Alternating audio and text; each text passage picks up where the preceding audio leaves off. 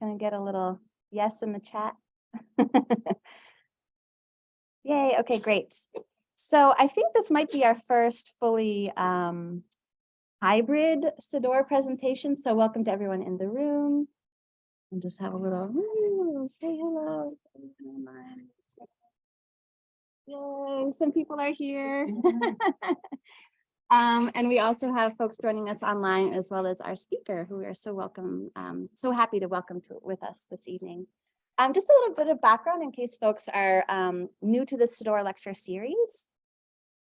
The Sidore Lecture Series was established in 1979 at Plymouth State University, and it is to honor the legacy of a humanitarian and businessman in New Hampshire, Saul O. Sidore. And his family generously funds this lecture series, which we put on every year. The committee decides on a theme for the year, and our theme for this year is building justice. We've welcomed a variety of speakers who have spoken to different elements and different perspectives on that topic. And we are so happy to welcome Dina Gilio-Whitaker with us tonight, who will be speaking about decolonizing and indigenizing environmental justice. So a really welcome perspective to the variety of speakers. For folks who are interested in more than just tonight, we have another speaker coming on March 28th, which is a Tuesday, a little bit later on in March. So that's, if you'd like, you can look at our Sidore website or grab the program if you're in person. Just to quickly introduce our speaker, although she will do a much better job of it than I will. Dina Gilio-Whitaker is a member of the Colville Confederated Tribes and is a lecturer of American Indian Studies at California State University, San Marcos.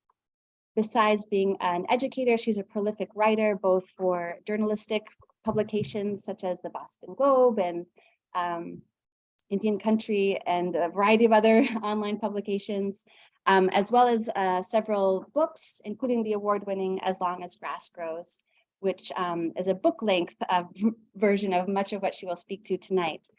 So we're so excited to welcome her to provide her perspective. And for folks that are joining us online, my name is Laura. I'm the in-person person for the Sidore committee. So I'll be sort of monitoring what's going on in person. Nick Helms, my colleague, is online, and he'll be monitoring the chat as well as answering sort of any questions that come up there. So hello to him. They will be basically sort of helping me monitor questions that come in. We'll have a presentation, but also a chance for us to have a discussion with Dina at the very end. So a chance for Q&A both in person and online. So a little hybrid Sidore presentation and Q&A tonight. If you are in person, I would encourage you to mute or turn off your devices so that we don't have any technological interruptions.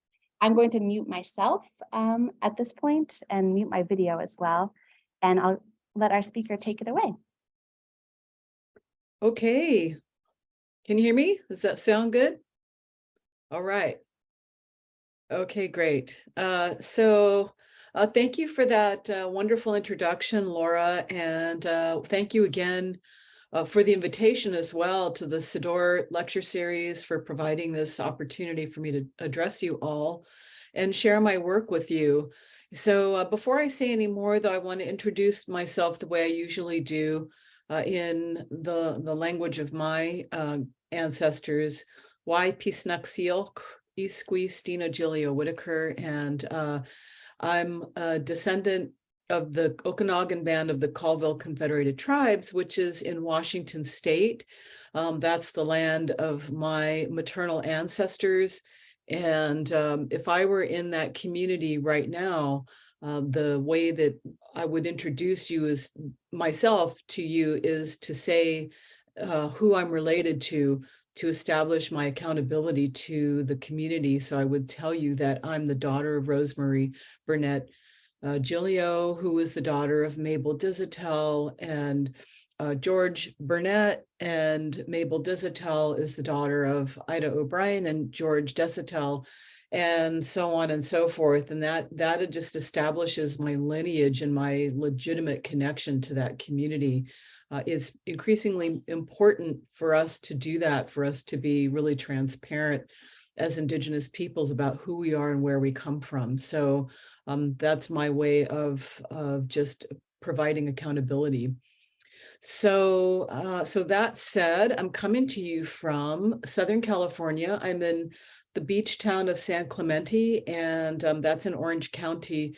And I teach American Indian Studies at California State University, San Marcos, which is a state university in the largest it's the largest university system in the world. And it's in northern San Diego County. And San Diego County is the home to 18 federally recognized tribes, which most people are surprised to hear is the county with the most American Indian tribes in the United States. So they are small, it's a large county, they are small tribes with small reservations, but there's many of them. So it's really a rich place to teach American Indian Studies, because we get so many students coming from those communities. And I was also born and raised in Southern California, so I'm first generation to not be raised in my community as a result of federal policy from the 1950s, and there's a lot to be said about that, but I won't get into that. But that just also helps to establish my sort of positionality and how I come to this work in my lived experience as a Native person with a really, really mixed background. So I'm going to go ahead and share my screen with you so that I can share this PowerPoint, and we'll dive into it. Okay, so what I'm going to talk to you about today is really just I'm going to give you an overview of the work that I've been doing in this book, how it came to be, how I mean, it's really about the journey of, it's a very long, many years long journey about how I come to understand and talk about what it means to decolonize and indigenize environmental justice.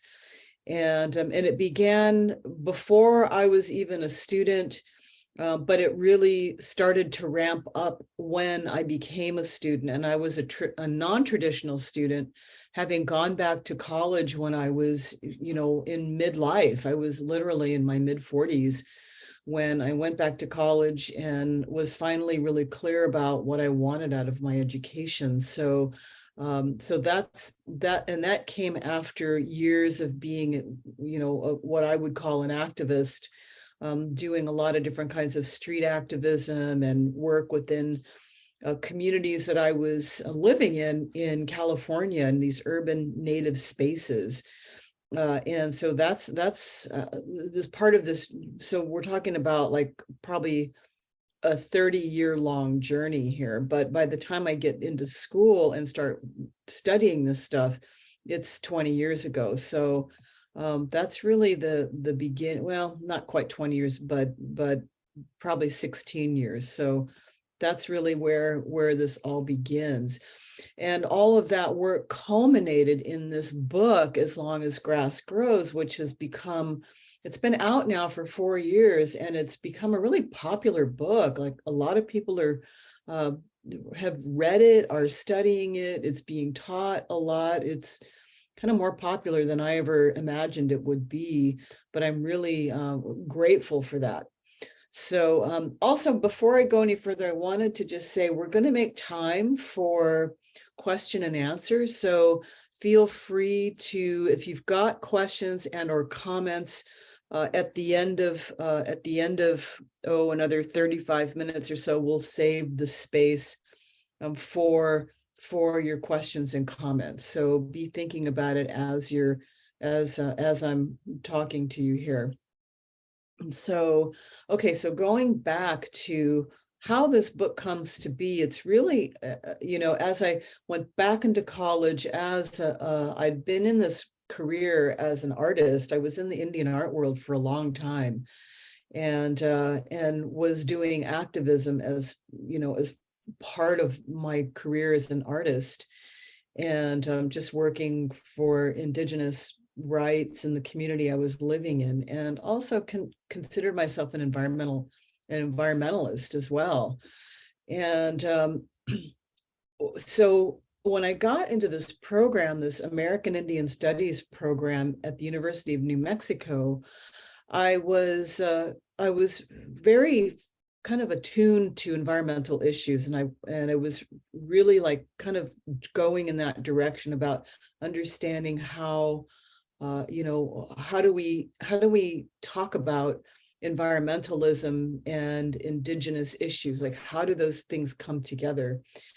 And I took a course called Environmental Justice, and it was within that Native American Studies program. And I didn't know what environmental justice was. I was curious about it. And so through the course of 16 weeks, this, semester long class, we were reading different kinds of things. There was different kinds of like big case studies and things by like, Winona LaDuke. We read a book by Jace Weaver called Defending Mother Earth, which is just a thin little book of case studies. And there was some various other things that we were reading, but there was never anything that really defined what environmental injustice meant for Native people. But it was still really piqued my curiosity taking this class. And so, in Native American studies, we're grounded in settler colonialism as our theoretical framework, especially settler colonialism, which is a very particular type of colonialism. So all of that was like sort of the context for what we were studying in that class. And then by the time I got into graduate school, I'm on the same campus at University of New Mexico in a different program called American Studies. So I'm in the American Studies program, and I'm taking as many courses as I can related to environmentalism. And there was another course on environmental justice that I took. And this was from a different perspective. And I noticed that we didn't read any Indigenous authors at all in that class. So they didn't really address what environmental justice means for Indigenous people. And so here I already had this foundation in, the framework of colonialism, to understand Indigenous issues. But in environmental justice discourse and theory, the foundation of it is based on this concept called environmental racism, and learning about the history of how this thing called environmental justice and injustice comes about. It really goes back to the early 1980s with communities in the South, Black communities, Black poor communities who are being targeted for toxic waste dumps and toxic facilities, things like that. And things that expose communities to greater risk and harm to their health. And so they came up with this term. They said that we believe we're being targeted, and this is a new kind of racism. This is environmental racism. And it seemed to be true. And studies kept coming out that, that aimed to show that this was something that you could demonstrate. Environmental racism is something that you can demonstrate. It's intentional. And so it made sense for those communities. But knowing what I knew about Indigenous studies, about American Indian studies, racism was really not a big enough umbrella term or idea to understand the way Indigenous peoples have been affected by harmful environmental processes. And so what I knew is that injustice for Native people always begins with invasion, genocide, and then land theft. And that everything, because of this, systemic dispossession of lands, everything is environmental. It's all, the theft of land. Because of Indigenous people's deep connection to land and place, it's this concept of environmental racism it's just not big enough because it's about colonialism. And so, as I kept studying this topic, and I ended up writing a master's thesis that theorized like how for American Indian populations, when we write about or talk about or theorize in environmental justice, to indigenize it, we have to cast this different analytical lens on it, this colonial lens, and understand these very different histories that of being connected to land. But it also has to understand that American Indian people are not just ethnic minorities, because that's this concept of environmental racism. It signals that. It signals just communities that are ethnic minorities. But for American Indian populations, these are nations with political relationships to the US. And so that's another really fundamental difference that needs to be taken into account when we talk about what does environmental injustice mean for these populations. So I set out to theorize all this, and I wrote this master's thesis just laying this all out. And so after I got out of grad school, I decided not to do a PhD, but I went into a research job working for an Indigenous research organization, and I kept writing about all of this stuff and more, especially international Indigenous issues. And so I just kept doing the work. And by the time called Standing Rock, so Standing Rock happens, the Dakota Access Pipeline happens in 2016. I've already published one book, and my publisher, Beacon Press, asked me, they knew about my history of writing about environmental justice. And so because the Dakota Access Pipeline conflict was an environmental justice issue for Native people, they had asked me, would you be willing to write a book about this? And I said, absolutely. So the master's thesis became the seed for this book, As Long as Grass Grows. And in the master's thesis, I did a case study about how a tribal community in the town where I'm living in Southern California was able to protect a sacred site from the building of a road going right through it.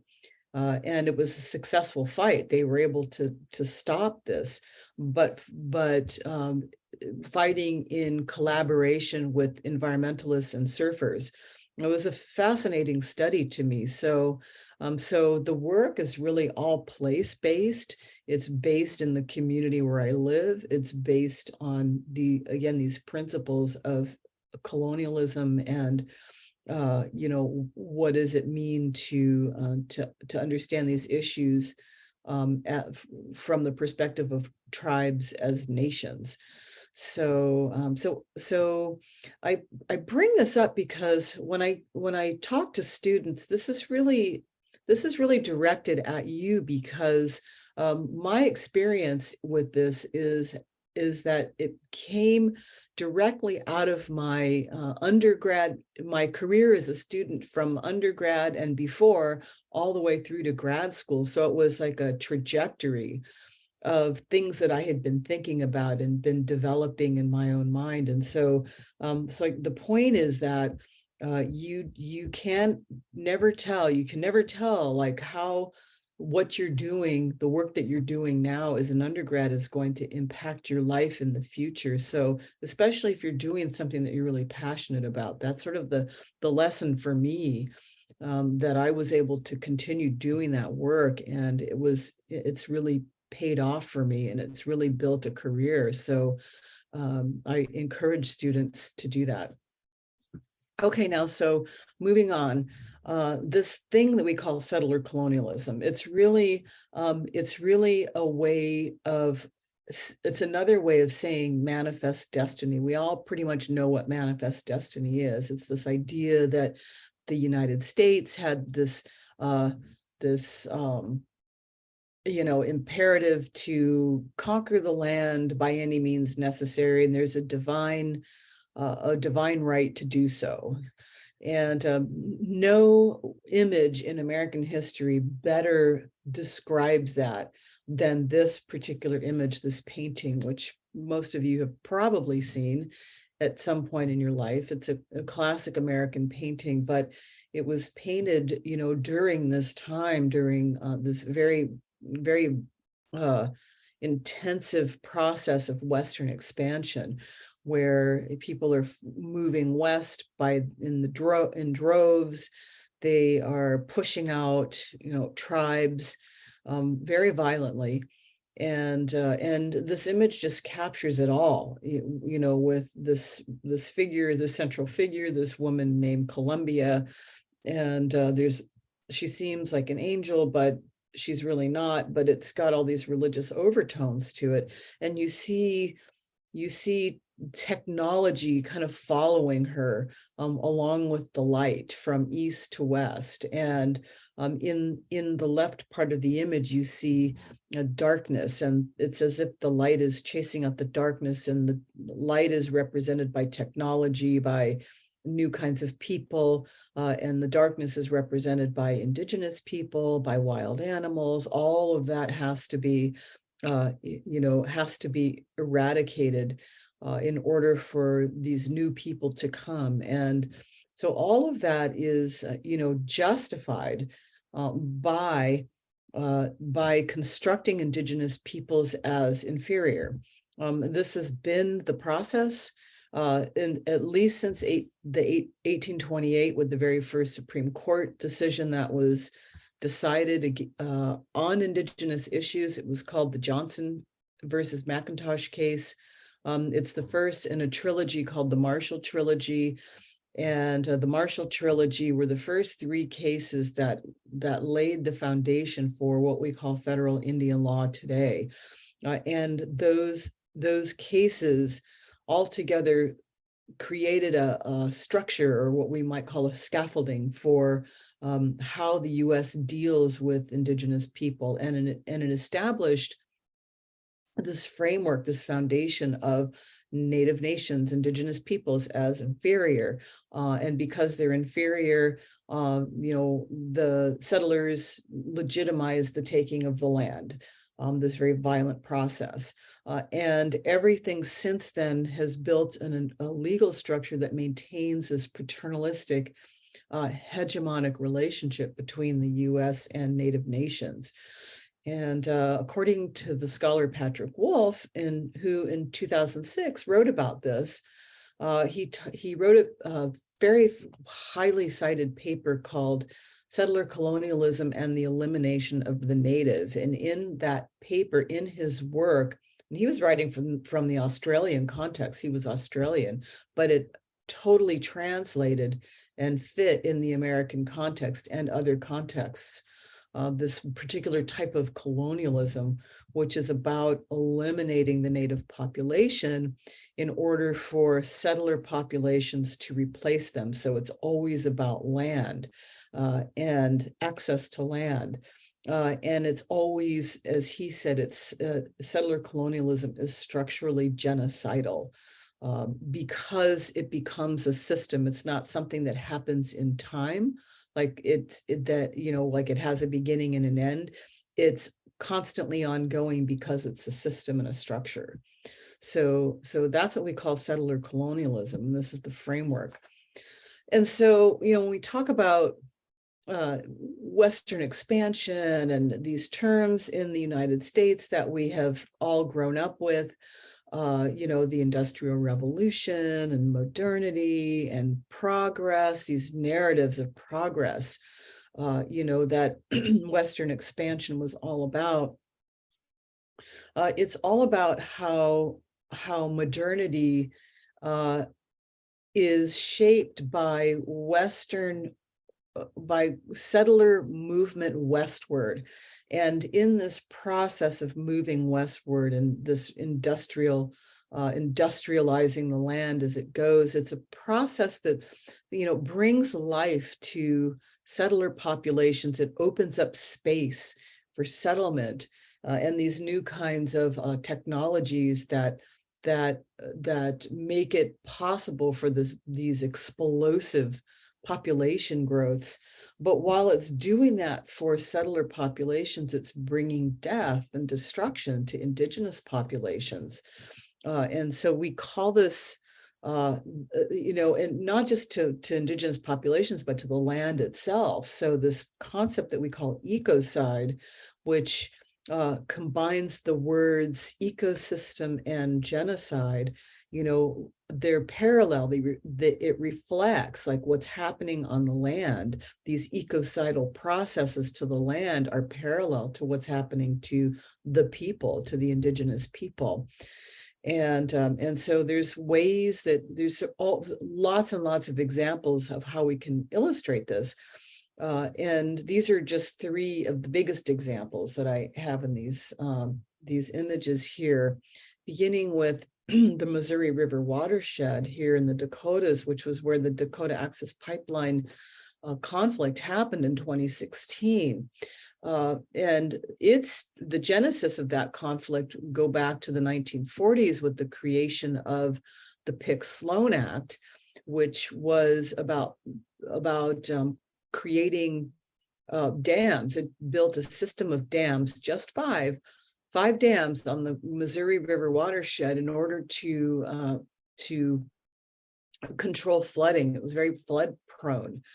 And so the building of dams controls flooding, but it also creates water storage for agriculture. And so that's why they were able to turn all that plains land into agricultural land for, to facilitate these large settler populations.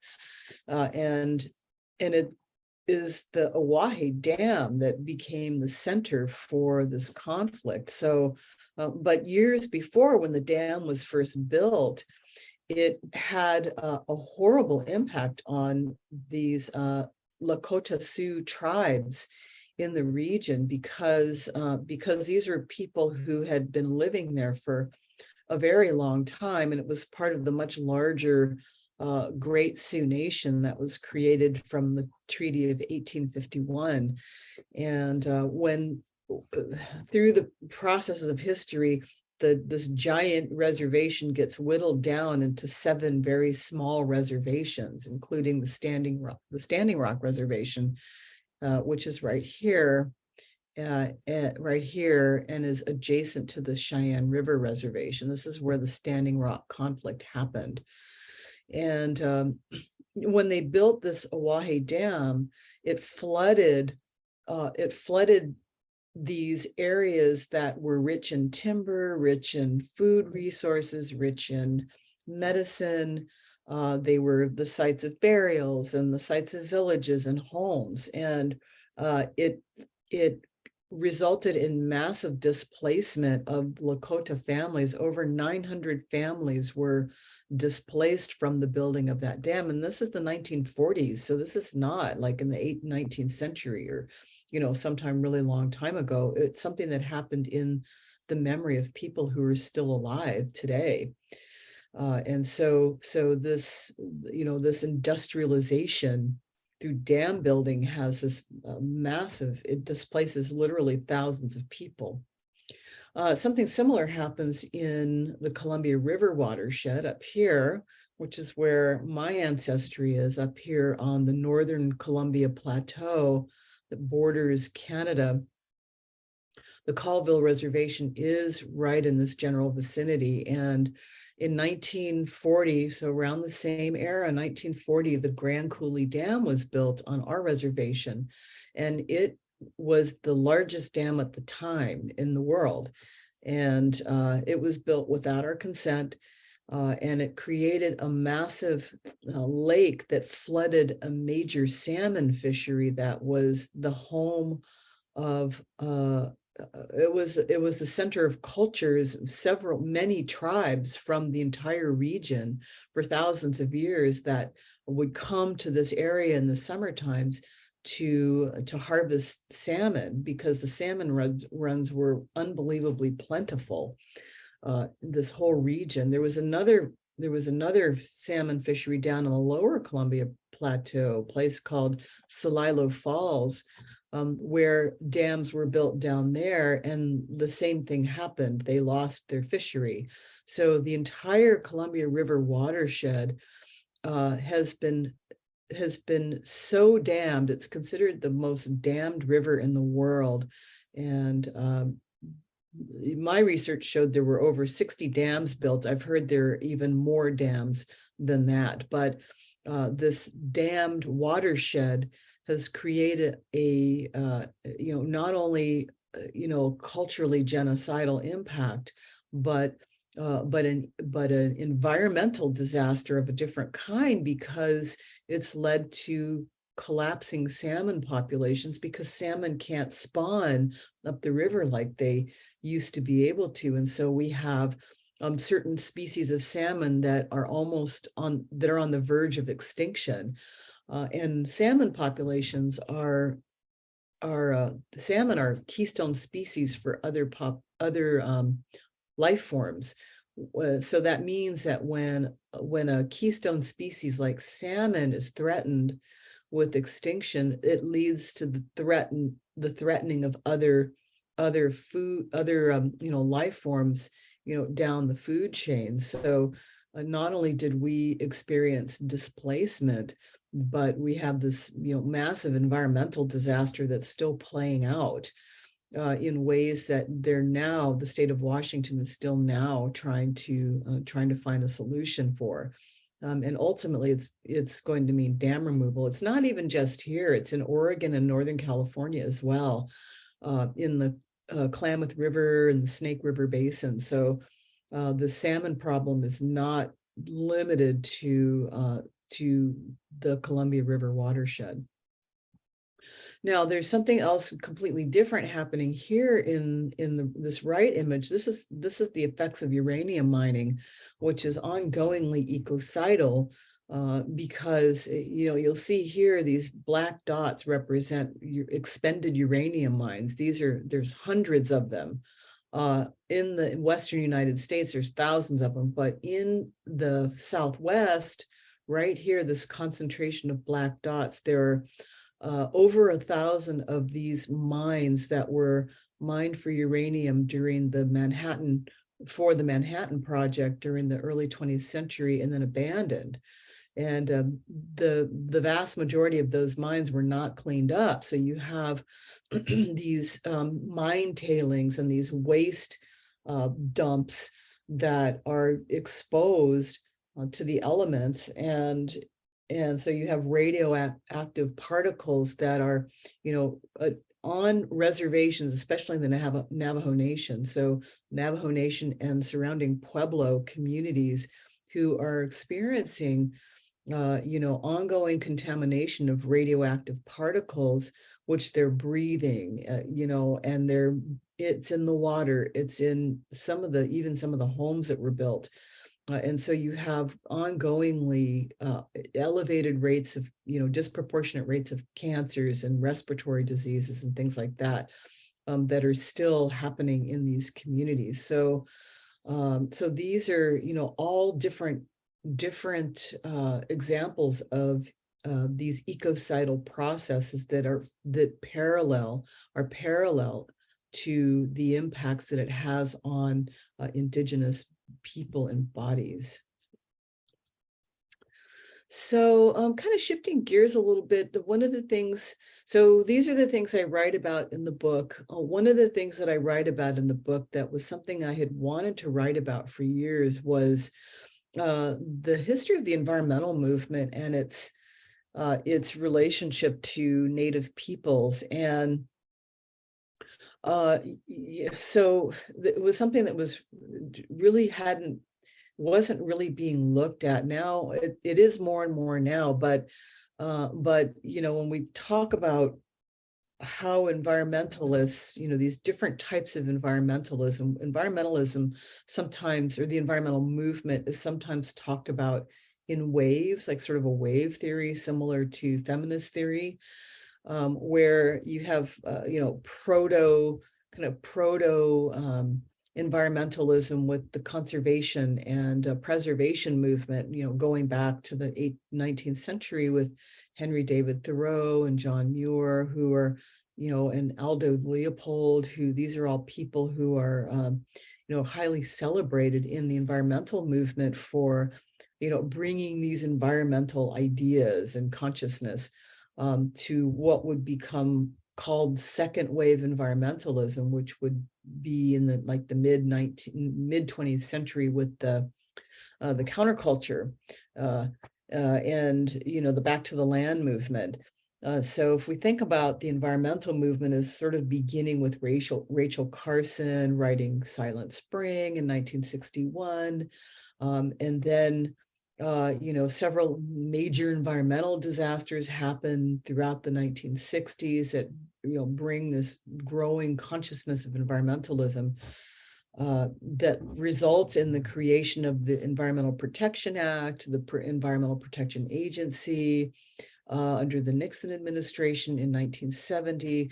But the narratives that construct all of that, like the foundation of all of that, really begins with this idea of virgin wilderness, the virgin wilderness narrative. And this is about how settlers narrated this idea of the continent being this virgin wilderness, and it's which always means it's unpeopled. So they when they got there, they believed that they were coming into this Eden, this beautiful landscape that was untouched by humans. But they didn't realize that what they were looking at was a highly managed landscape. And so we know that now because Indigenous peoples always knew it. And so because we're able to have our perspectives and, through the research and through our stories, getting our stories out there, now we have a different kind of conversation about this stuff. And we don't, that we've sort of debunked the virgin wilderness narrative. But this, proto-environmentalism was really based on Indigenous dispossession and erasure, especially when we think about the creation of the National Park System in 1872, which is about, we have to protect the virgin wilderness, the virgin landscape, because it's threatened.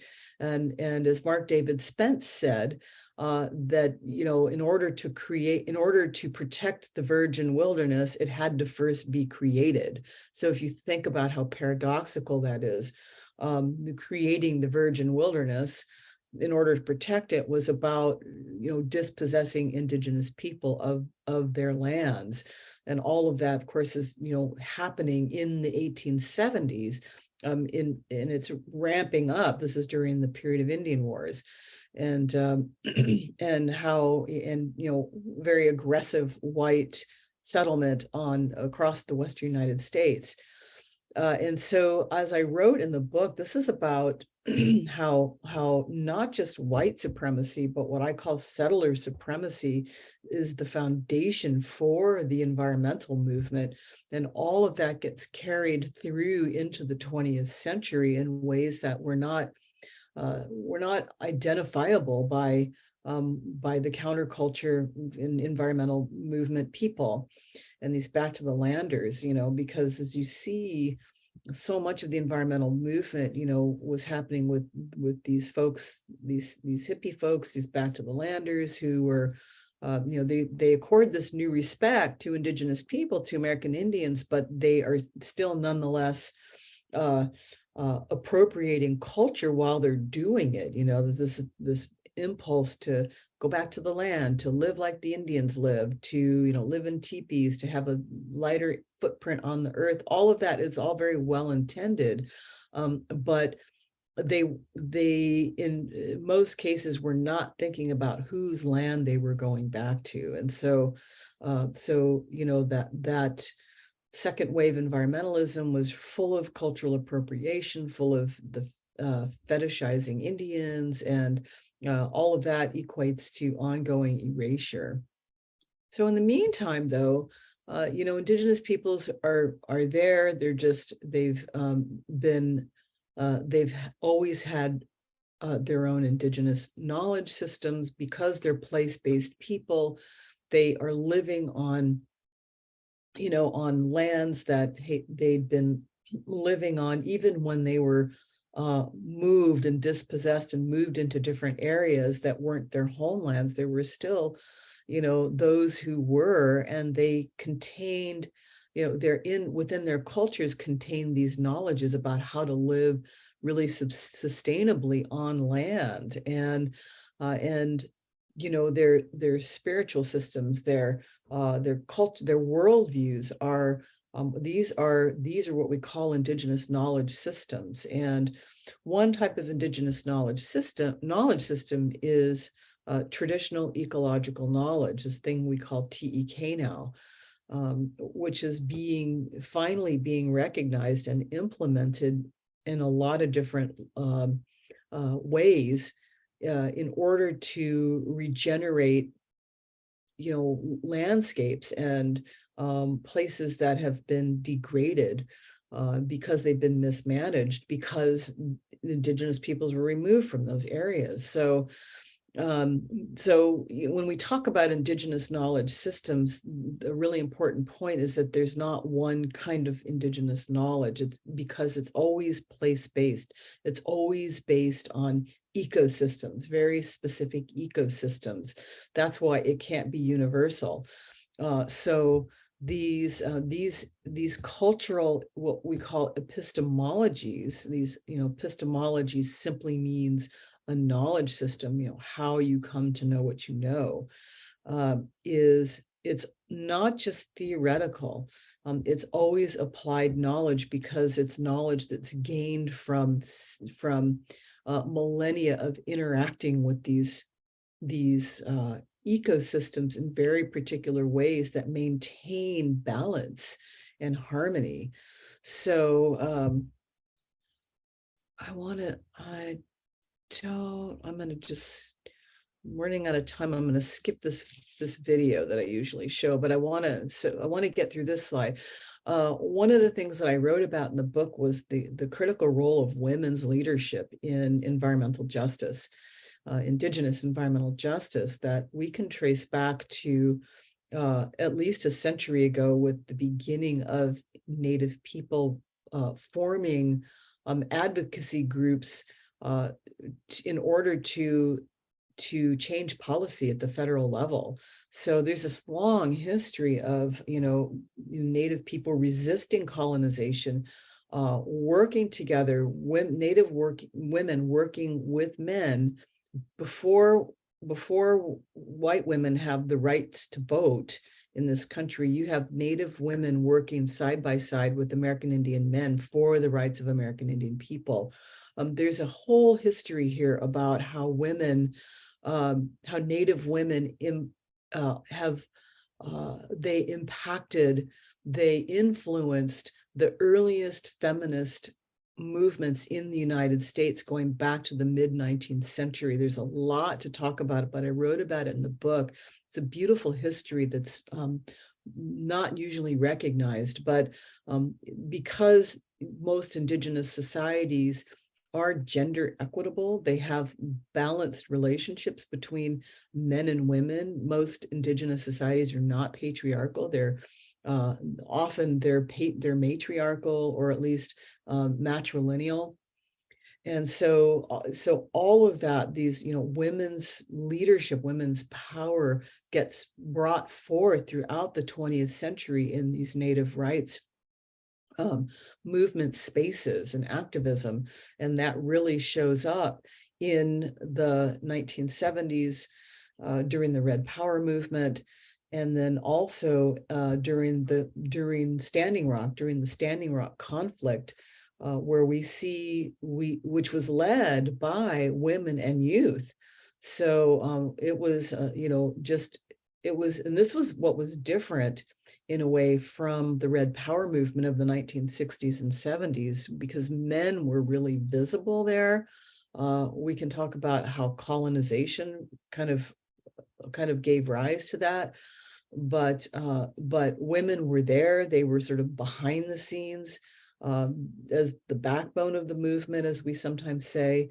But by the time we get to the Standing Rock conflict in 2016, it's completely women-led and women and youth-led.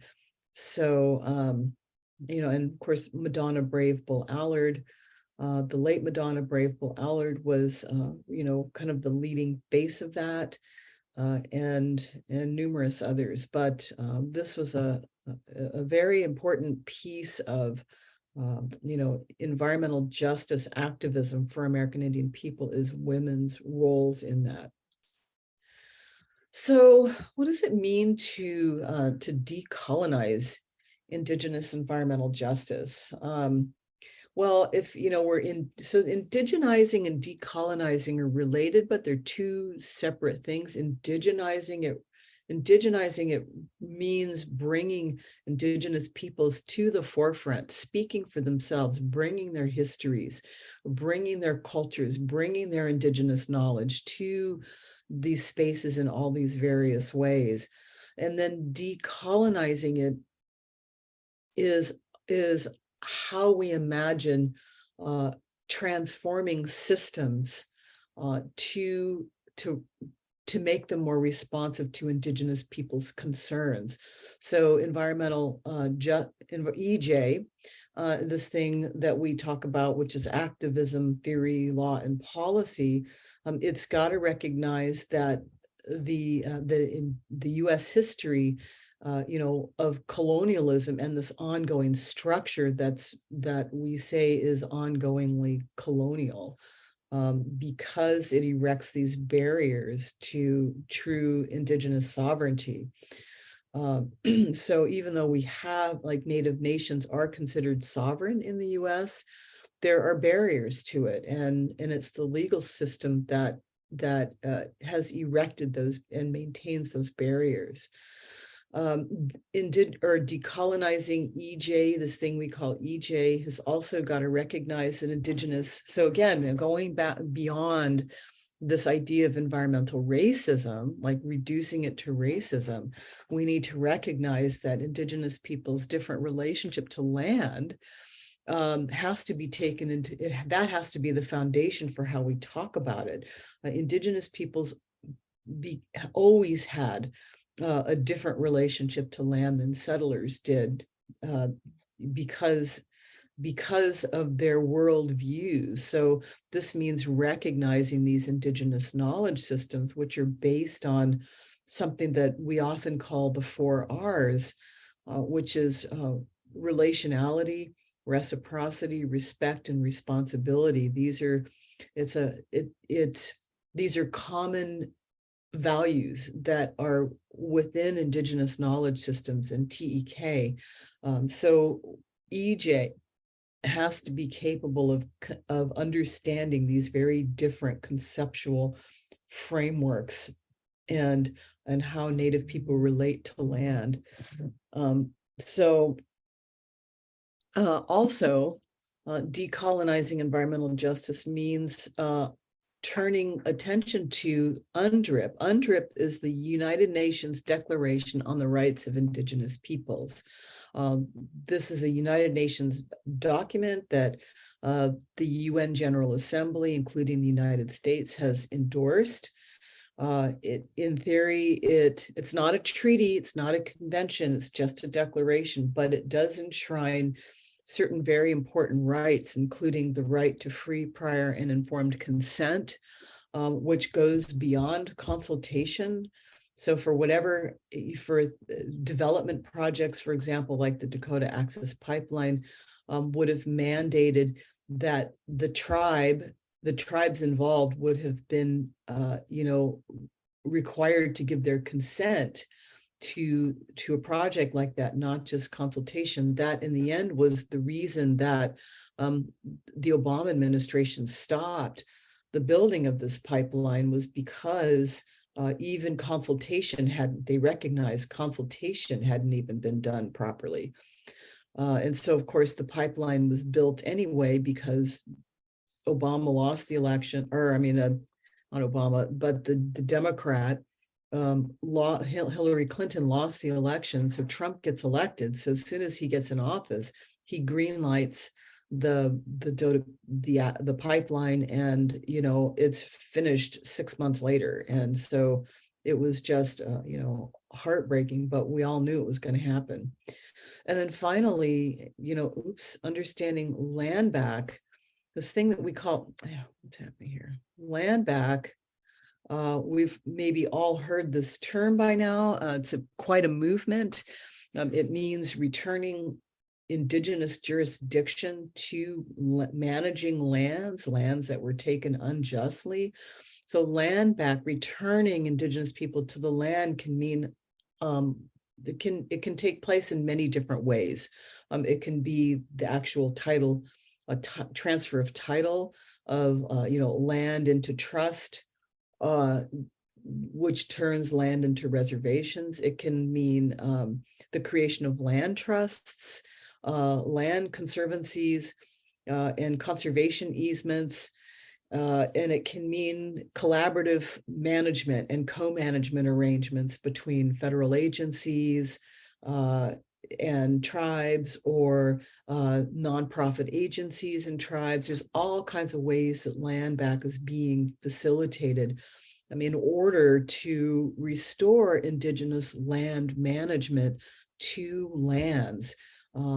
So this is a paradigm shift that's actually happening now. It's really amazing to see, but it's really happening, and these values are being enshrined in federal policy to varying degrees.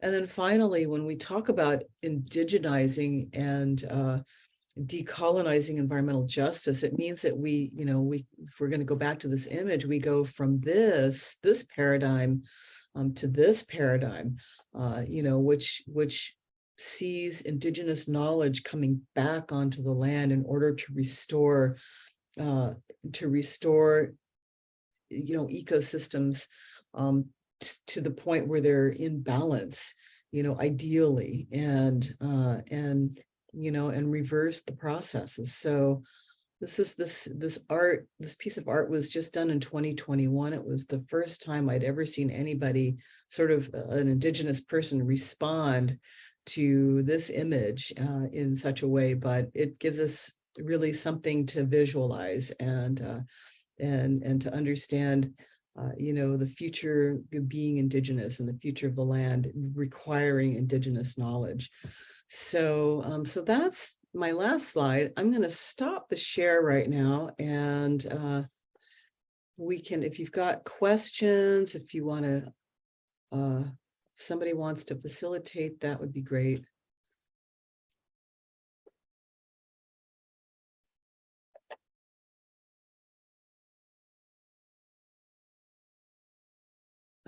Let's see.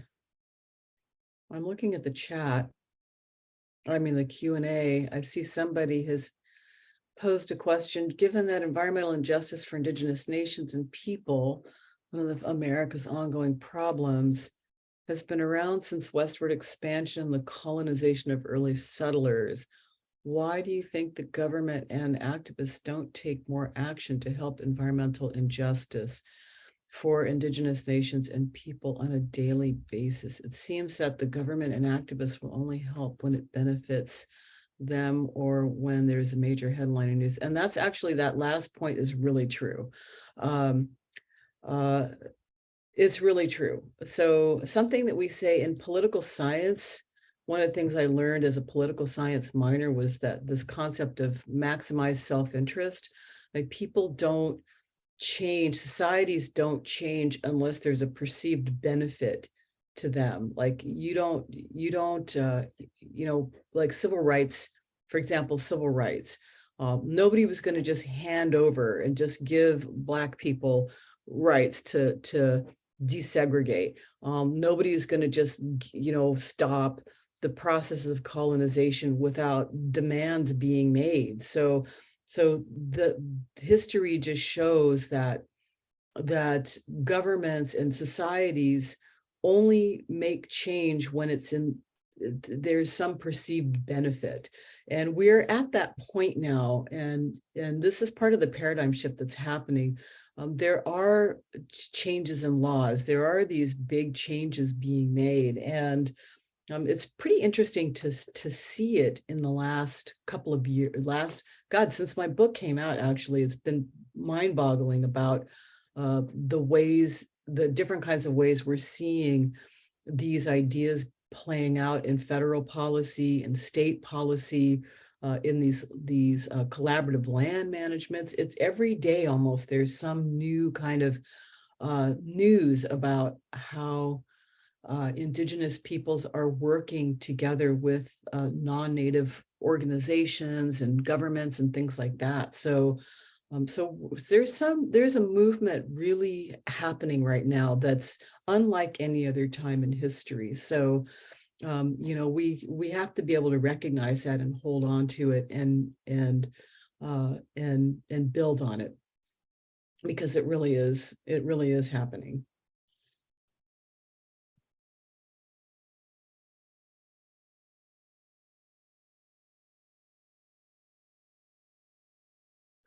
I'm unmuting myself. I can't unmute our video, but do you want to raise your question? And if she can't hear it, I'll repeat it.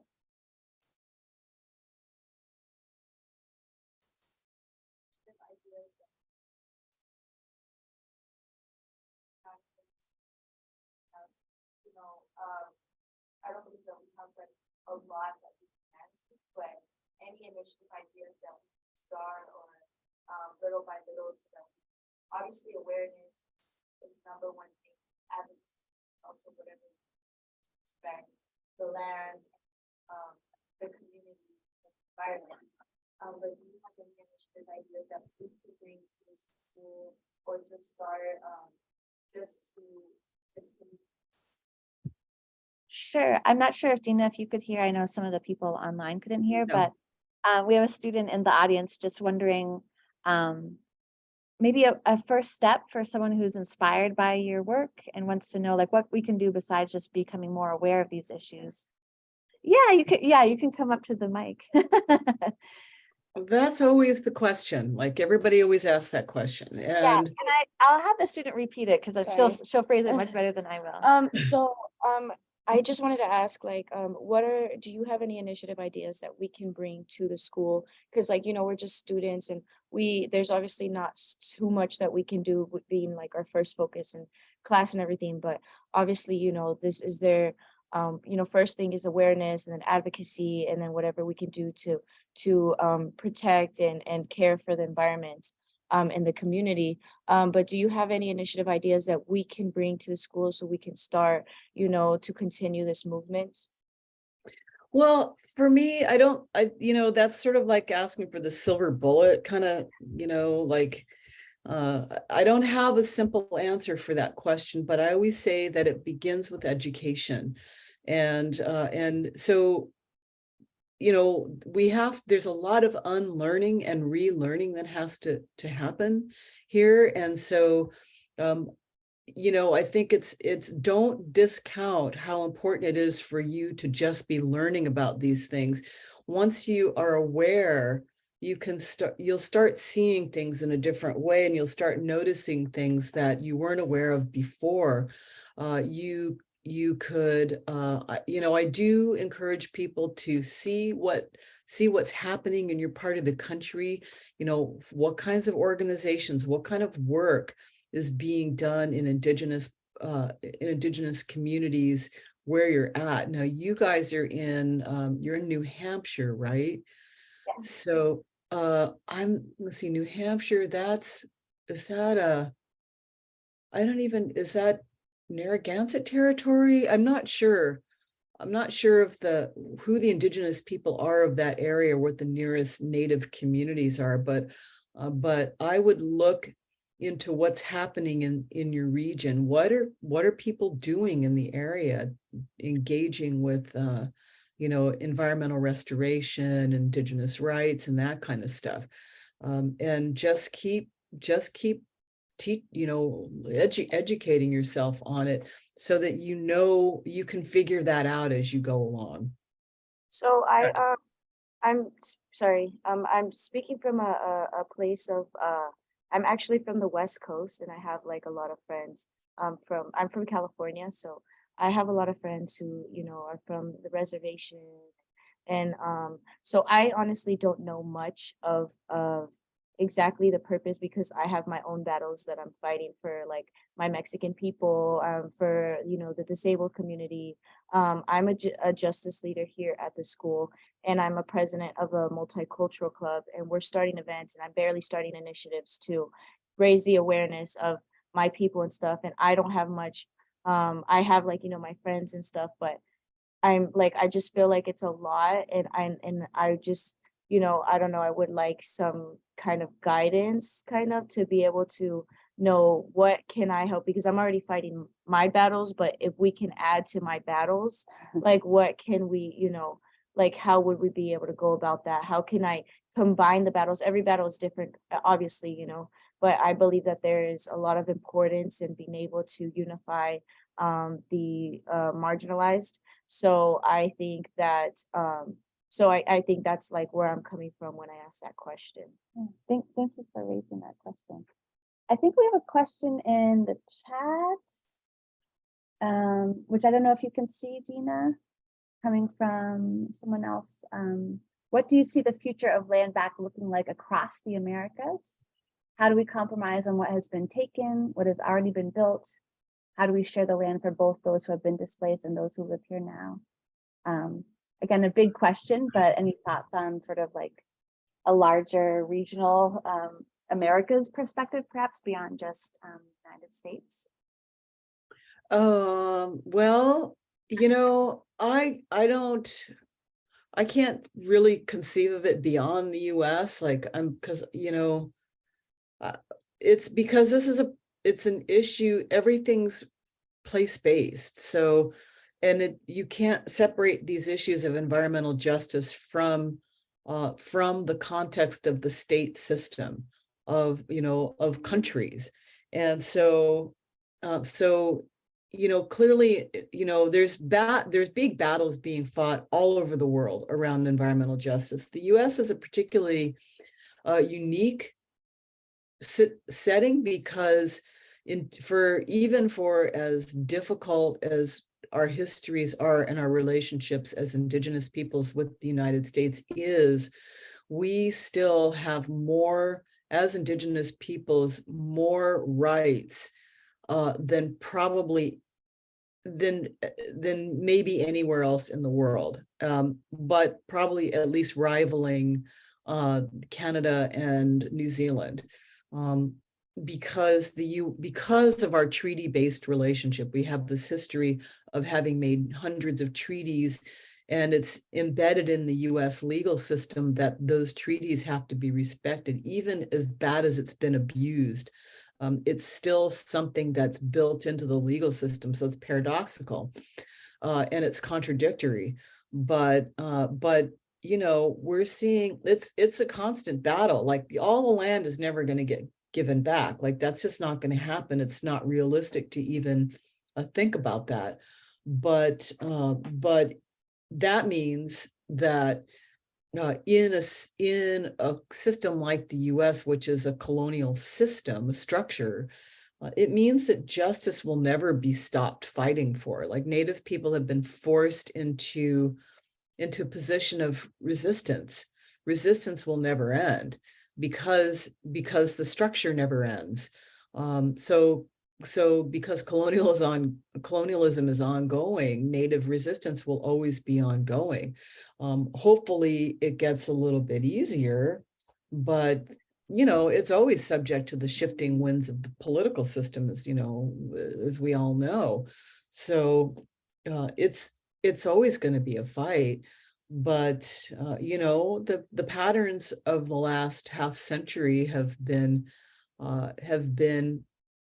in a good way. I mean, we've had very important progress, but we're also seeing right now really difficult challenges to tribal sovereignty in the Supreme Court. And I don't want to get into that, but for as much progress as we've made, it's always fragile. It's always under threat of being dismantled. And we're in one of those moments right now. So we just have to, we can never stop being vigilant about that.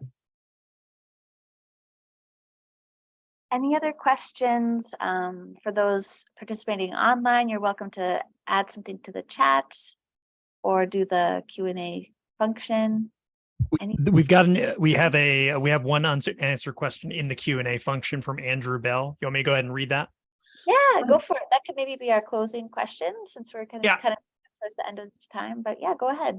And I think this echoes with the question in the room earlier, and I think it's a good closing question. Andrew asks, earlier you spoke of indigenous knowledge of ecosystems. Is it possible for indigenous knowledge to be spread to non-indigenous people? And is it possible for these peoples to fully grasp certain concepts as to spread awareness to environmental issues? Yeah, that's a great question. And it's one of the key questions. I think that it is absolutely possible. It's absolutely being done already. That's some of the work that I do as a consultant. I work a lot with different groups as an educator and as an advisor, advising certain kinds of conservation groups. And yes, it's absolutely possible to bring an indigenous perspective of landscape and marine management, that kind of stuff. And the question is really, for me, like, can it be done without it becoming culturally appropriative, without doing cultural appropriation? I think that it absolutely can. We know enough about our history to know what kind of mistakes not to make and repeat from the past.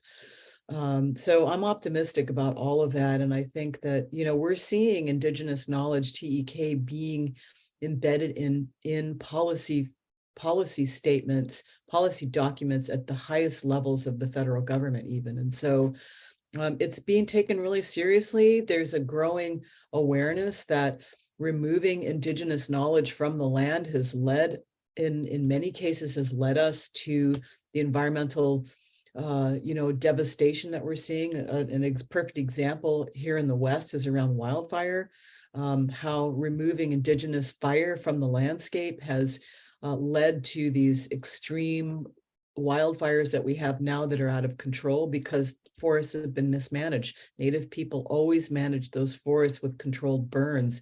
But by perpetuating this idea of, virgin, untouched landscape, forests, that was allowing them to grow wild and unchecked is what's led us to this situation now. And now it's exacerbated by climate change. So there's a growing awareness that removing indigenous land management from the land has, in many places has brought us these new kinds of problems. So the answer to that question is a definite yes. Well, we'll end on a positive note. I think that's a really great final thought to end on. So again, thank you so much, Dina, from all of us here in person, as well as the folks joining online. We really appreciate you sharing your perspective and your experiences with us this evening. Well, thank you. Thanks for the invitation again, and hope you all are reading the book, and hope that you continue to be inspired by it and go out and continue to educate yourself and get involved with Indigenous issues, especially wherever you find yourself locally. Thank you. For those of you who are online, thanks for joining us online. And again, just a reminder, we'll have one final Sidore presentation in March, towards the end of March.